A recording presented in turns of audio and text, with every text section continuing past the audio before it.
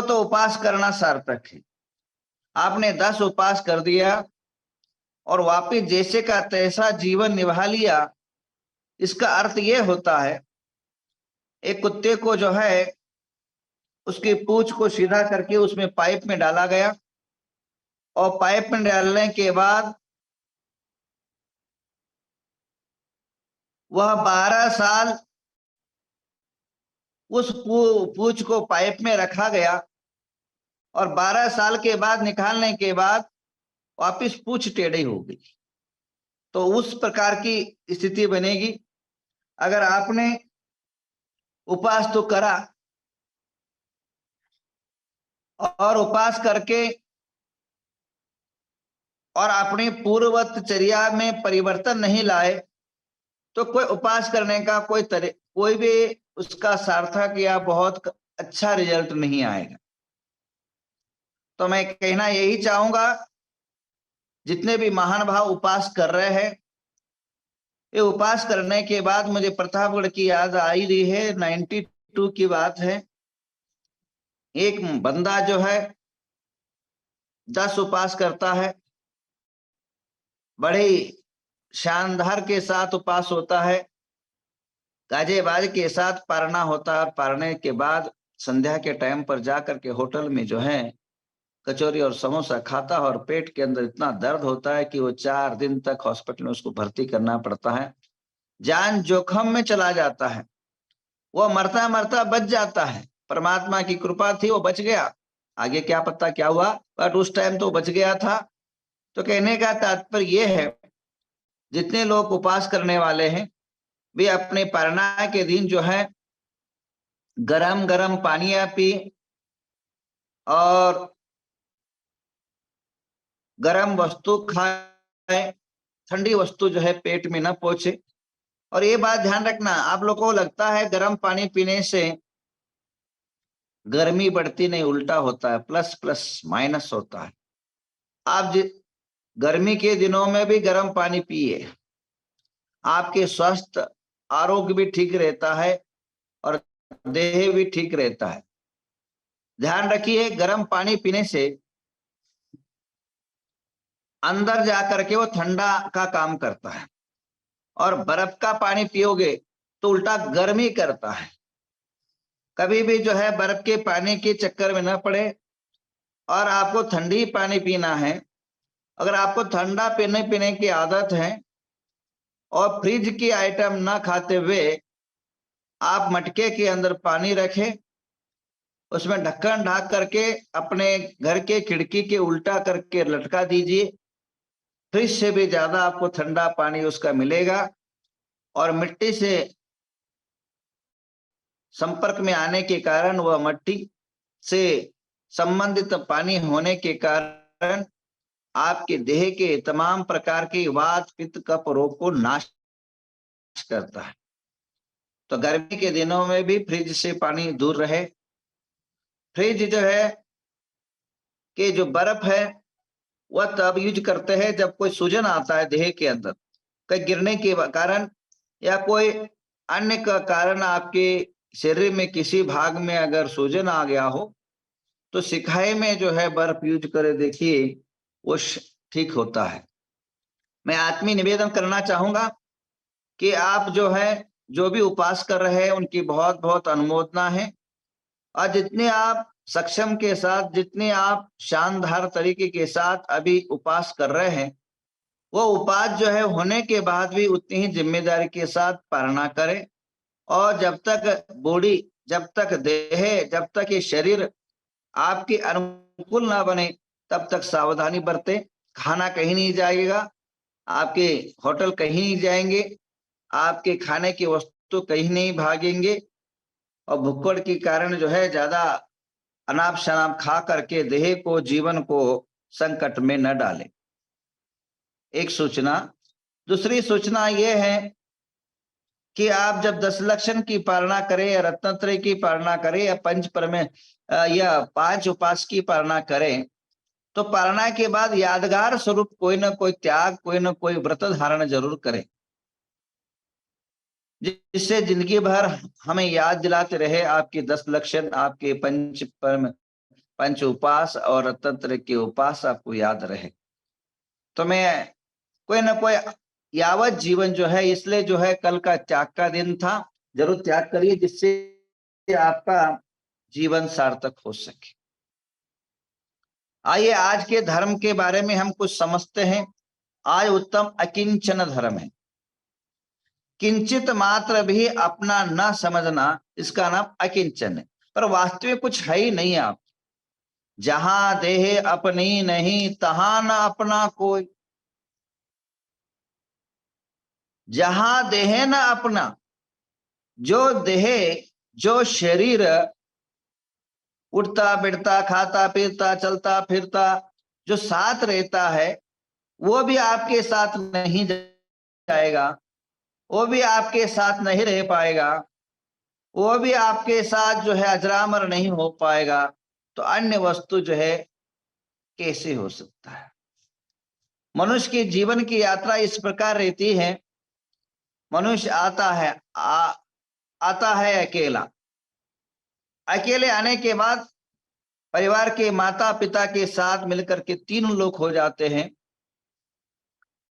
3 लोग होने के बाद और कुछ मेहमान आ जाते हैं, 4 हो जाती, बहन आ जाती है। आपके माता पिता, आप और आपकी बहन, 4 लोग हो जाते हैं। बहन की शादी हो जाती है, फिर वापिस आप 3 हो जाते हैं। आपकी शादी हो जाती है, आप 4 पुनः 4 हो जाते हैं। और आपकी अनबनी हो जाती है परिवार के अंदर। फिर आप अपना संसार, अपना परिवार, अपना कुटुंब बसाते हो। आप लोग 2 हो जाते और आपके 2 हो जाते तो वापिस 4 हो जाते हो। फिर आपकी बेटा और बेटा अलग हो जाते हैं। आपकी पत्नी मर जाती, फिर वापिस अकेले आप हो जाते हो। तो एकला चलो, यह संसार की रीत है। आए अकेले जाएंगे अकेले। इन जीवन और मरण के बीच में पूरा संसार आप लोग बसा लेते हो और हर वस्तु को अपना मानते हो। ध्यान रखना, कितना ही बड़ा क्यों ना हो, कितना बड़ा ही शहंशाह क्यों ना हो, उसकी 4 दिन की चांदनी है, फिर अंधेरी रात निश्चित है। कारण कितने ही राजा और महाराजा हुए। आज बताइए, इतने लोग मेरे को सुन रहे हैं, हजारों लोग मेरे को देख रहे हैं और सुन रहे हैं। उनसे सीधा मेरा क्वेश्चन है, कितने लोगों को चक्रवर्ती के नाम याद है? एक आधो चक्रवर्ती सभी को दिमाग में घूमता है, भरत चक्रवर्ती, शांतिनाथ चक्रवर्ती, कुंतो अर्हा, ये 3-4 चक्रवर्ती जो है आपके दिमाग में। बाकी अनेकों 12 चक्रवर्ती, वो कहाँ पैदा हुए, कहाँ राज्य के, किसको पता। एक बार भरत चक्रवर्ती को अपने दिग्विजय पर अहंकार निर्माण हुआ और वह चला, वृषभाचल पर्वत पर चला और वहां जाकर के अपना एक शिलालेख लिखवा दूं कि मैं आद्य तीर्थंकर पुत्र ऋषभ देव का बेटा, 6 खंड का अधिपति, 3 लोक के साम्राज्य में अपना नाम स्थापित करने वाला भरत चक्रवर्ती हूं। ऐसे अपनी प्रशस्ति लिखने की भावना हुई और वहां जाकर के अपना विरुद्धावली, अपना प्रस्तावली, अपनी पट्टावली लिखने के लिए वहां पहुंचा। पहुंचने के बाद वह स्तब्ध हो गया। वह किम प्रश्न से घिर गया, ये क्या है। वहां देखता है वृषभलाचल पर्वत पर उसके इतने ढेर सारे चक्रवर्ती के नाम थे। वो चाह रहा था कि बड़ा लंबा चौड़ा नाम अपना वहां उत्कीर्ण कर दूं। वहां देखता है केवल भरत, 3 शब्द भी लिखने के लिए वहां जगह नहीं था। ध्यान रखिए, मान भंग हो जाता है और अपना भी वो क्या करता है, अपना जो है एक रत्न से पूरा सबका नाम लिखाना, नाम जो है उसको मिठाता और अपना नाम लिखने के लिए दौड़ता है, तो आकाशवाणी होती है, हे भरत, आज तू अपना दूसरे के नाम मिठा रहा है, कल दूसरा एक आदमी आया तुम्हारा भी नाम मिठाएगा। कोई शाश्वत नहीं है। जो भी साम्राज्य है, जो भी अपने आदित्य है, ये कोई साम्राज्य नहीं है। इसलिए आचार्य कहते हैं, सत्ता और पैसा जब रहता है तो अहंकार के कारण किसी का अवहेलना, किसी का दुरस्कार, किसी का हम नीचा दिखाने का कभी काम ना करें।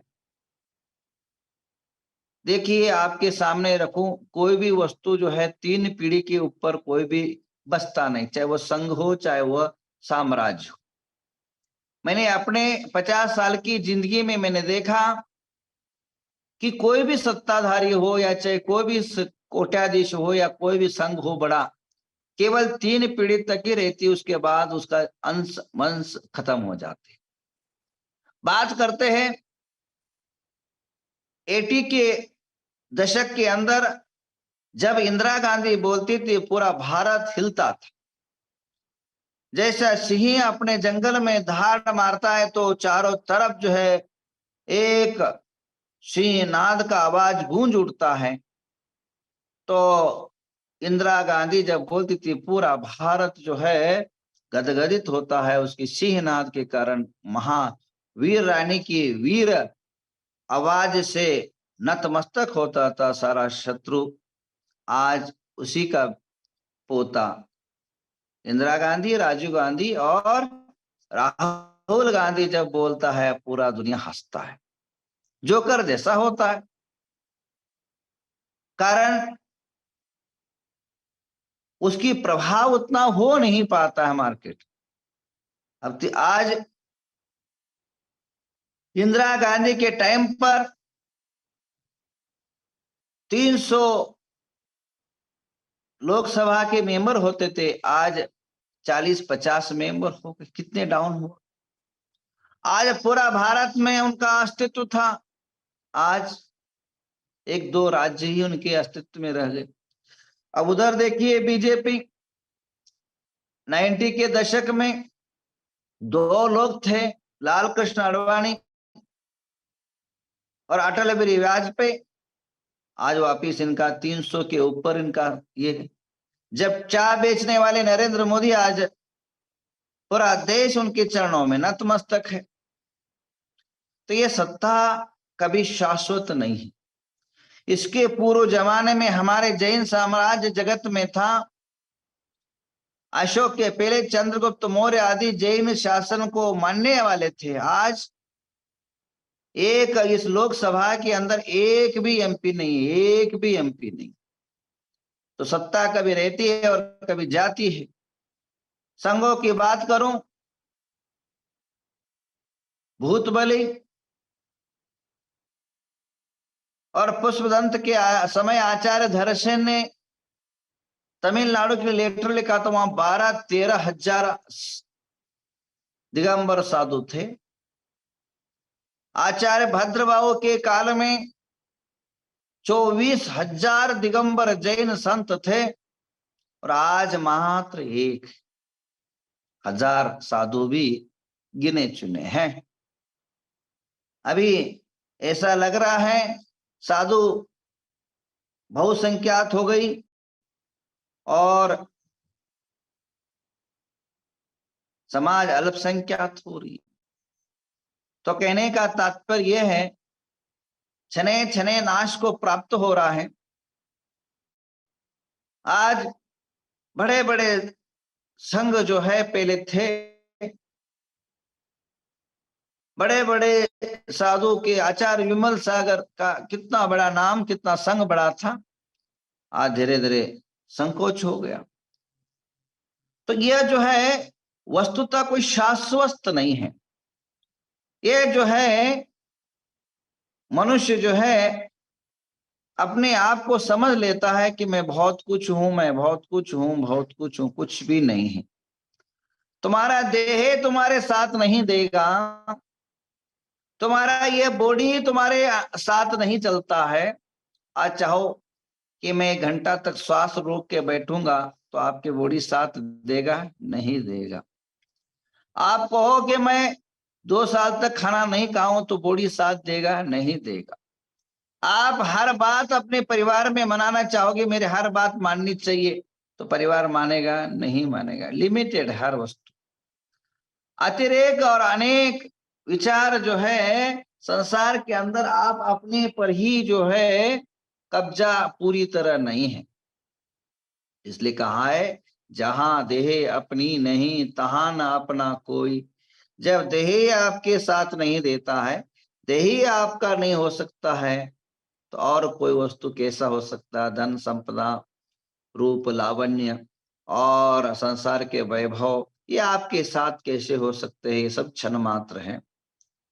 जितना दिन चल रहा है उसको चलाते जाइए, और अंतर मना जो है अपने आप को विचलित, अस्थिर और असंतोषात्मक भावना को न पनपने दे, और अपने जीवन के अंदर स्व पर कल्याण के कार्यों में व्यस्त रखे।